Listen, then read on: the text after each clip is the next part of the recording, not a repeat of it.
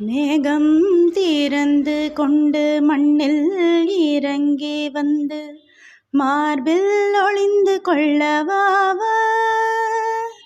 மார்பில் ஒளிந்து கொண்டால் மாறன் நம்பு வரும், கூந்தலில் ஒளிந்து கொள்ள வரவா.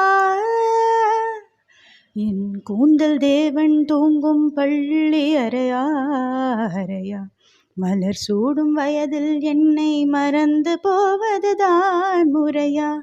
நினைக்காத நேரம் இல்லை காதல் ரதியே ரதியே, உன் பேரை சொன்னால் போதும் நின்று வழிவிடும் காதல் நதியே.